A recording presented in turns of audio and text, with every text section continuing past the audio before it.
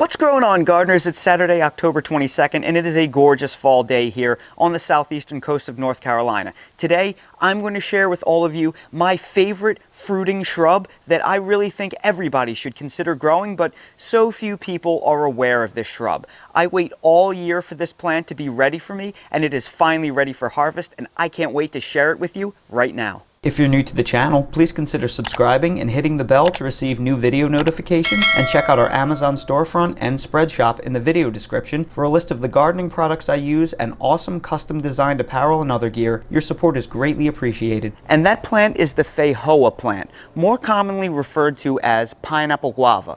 But despite the name, this plant is in an entirely different genus and species than a guava. However, they are all in the myrtle family of plants, so when you plant yourself a Feijoa, you are actually planting yourself an edible fruiting myrtle. What makes the Feijoa plant so unique is its wide adaptability. This is not a tropical plant like a guava. Instead, it comes from the region of South America where Brazil, Uruguay, Paraguay, and Argentina all meet. So it's actually a subtropical plant that is suited to mild temperate regions and the subtropics. And because of that, a lot of us can be growing this plant when we had no idea we actually could. I can speak very personally as to how cold hardy these plants are, and I know for a fact that they are at least hardy to zone 7B, unprotected, wide out in the open. And that's because when I first moved to North Carolina in the fall of 2017, that January of 2018, we had the longest duration freeze recorded here in over a century. And we fell all the way to 8 degrees and 9 degrees in back-to-back nights, and that was pretty much record-setting for the area. Well, shortly after that record freeze, I went to go visit Stan McKenzie at McKenzie Farms in Scranton, South Carolina, and I bought this tree from him. This was a seedling from his mother tree, which stood out in the open, completely unprotected, and sailed through those 8-degree freezes. He recorded the same temps that I did, completely unprotected, no damage at all, didn't even lose a leaf. And last year we had an ice storm and a snowstorm, got down to 14 degrees. This tree didn't even flinch. I never had to protect it once. So for that reason, I think you could even grow this down to zone 7A if you were to plant it up against the south or east wall of your house to give it a little bit of protection from the wind. So for all of you out there in zone 7, I think it's entirely feasible to grow this in ground. And the nice thing about it is, because it's a shrub, you can plant it pretty close to your foundation. This isn't going to have big roots like a true tree would. And they also do very well in containers because of their naturally dwarfing element. So even if you're in zone 6 or zone 5, these will grow great in a container. Now, there are 3 main things you need to know when growing Feijoa.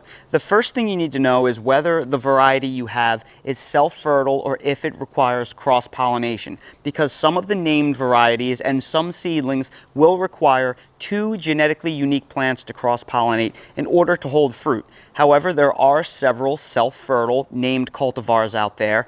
This is a seedling, and it happened to be self-fertile for me. It came from Stan's self-fertile mother tree. So when you buy a seedling, you don't quite know what you're going to get exactly, because each seedling is going to be genetically unique. This tree is self-fertile, so make sure you do your research. If you're buying a named variety, make sure it does not require cross-pollination, or you will need 2 unique trees. The second thing you need to know is that you're going to see reports all over the internet that says how incredibly drought tolerant Feijoa is. And that is true. The trees themselves are incredibly drought tolerant. However, if this tree undergoes any drought stress, it will react by dropping its fruit. And I learned that the hard way because 2 years ago I had a beautiful crop of Feijoa, but we had a very dry May, and I didn't water the tree because I heard how drought tolerant they were, but it dropped all of its fruit, and it will react like that. So in the growing season, once this tree begins flowering and it sets its fruit, you're going to have to make sure that it does not dry out, and you're going to have to water it if you're in dry spells, or it will lose its fruit for you. And the third thing you need to know is when to harvest the fruit, because these fruits do not ripen completely on the tree. You'll see there are fruits all over this tree. Here's one here, here's an even larger one back here, here's one here. They actually ripen when they fall off of the tree. So you don't want to be picking the fruits off the tree. You actually want to be picking up the fruits that are littered all over the ground, and that's what you want to wait for. Check underneath your tree because they fall off the trees when they're ripe. And that's what you see underneath the tree here. The tree underneath is absolutely littered with fruits. They're all over the place. So check every day underneath the tree. One of the great things about this tree is that very few pests are actually interested in the fruit, but you'll want to check underneath because that's how you know that the tree has perfectly ripe fruit. They're all going to be hiding underneath. And here's what the fruit looks like once it's mature and you pick it up off the ground. Now you'll notice these fruits are not very large. They're probably only around 2 ounces each or so, but that's because I'm growing a seedling. Seedling feijoas are very inexpensive. You can find them all over the internet for $15, $20 or so. But the problem with the seedling is you're going to get random fruit quality. If you want larger fruits, you're going to have to buy yourself a named variety, which are cultivars known for their superior fruit. And that's what I've done right here. This is a named variety called Takaka. It's known for having much larger fruit. So these named cultivars, they're known to have fruits that are as large as 4 to 8 ounces. Some of the biggest cultivars can have fruits that weigh up to 1 pound. So the named varieties are much better known to have higher fruit quality. So keep that in mind if you're going to buy a named cultivar or a random seedling. Here you can see the proximity that I planted the named cultivar in relation to the seedling that I already have growing.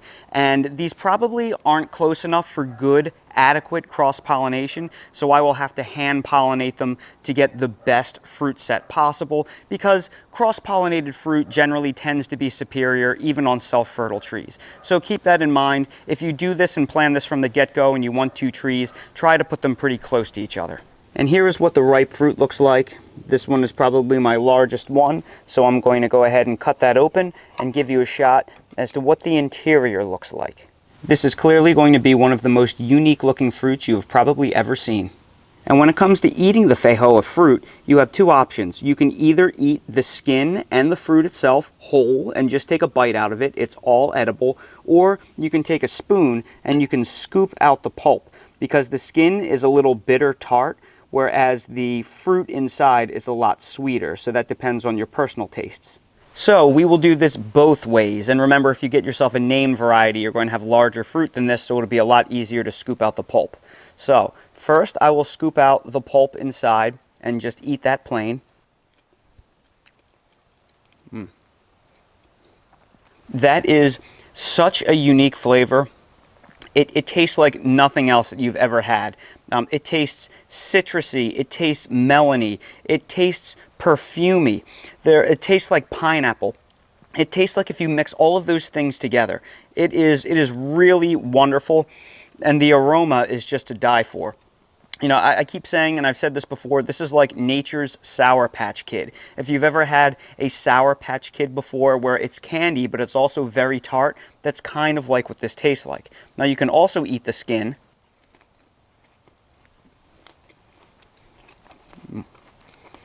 And the skin is much more tart than the fruit itself.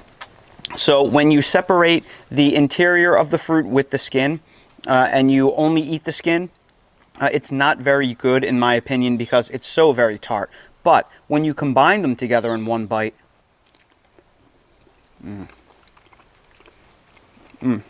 that's where this fruit really shines, and that's when you get the Sour Patch taste. You get the pineapple, citrusy, melony notes of the interior with the bitterness and the tartness of the exterior.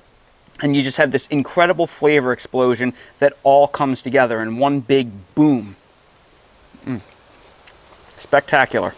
And as I said, you can eat these completely whole. I think they shine just like that. Now, as I said before, when these fall to the ground, they are technically ripe. However, if they are still too bitter for your taste, you could always leave them on your countertop for a few days to further ripen. And you just eat them whole like that, and it's delicious. It tastes like almost like it came off this lemon tree. It has this wonderful lemony, pineapple-y taste to it. It's so complex, it's almost impossible to describe without you tasting it yourself, and you absolutely must. So I just wanted to take a few minutes and share with you all this incredibly unique fruit that so many people aren't growing strictly because you've never heard of it before. Well, now you have, and you have no excuse. So go out and research this, because if this grows in your zone and these flavor profiles sound attractive to you, this is one that you definitely don't want to let go, because you will never try any other fruit on earth remotely similar to this. So everybody, I sure hope you found this video helpful. If you did, please make sure to hit that like button, subscribe to the channel, and ring that notification bell so you're notified when we release more videos like these. If you're curious about any of the products that I use for real in my garden, they are all linked down below in my Amazon storefront link in the video description. So expand that video description and click on that Amazon storefront link to see everything I use. While you're there, check out my Spreadshop link for custom merch if you want to support the channel. Thank you all so much for watching, and I hope to see all of you again on the next video. Dale, are you being a stinker? I think you're being a bit of a stinker, buddy. You look like you want to go outside. You want to go outside, buddy? What's out there?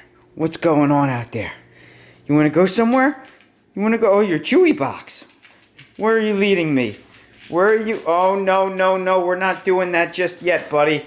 Buddy, we can't do that just yet. I know. I'll take you for a walk later, but I need to film something, buddy. After I film something, I'll take you for a stroll around the neighborhood. I promise. I promise.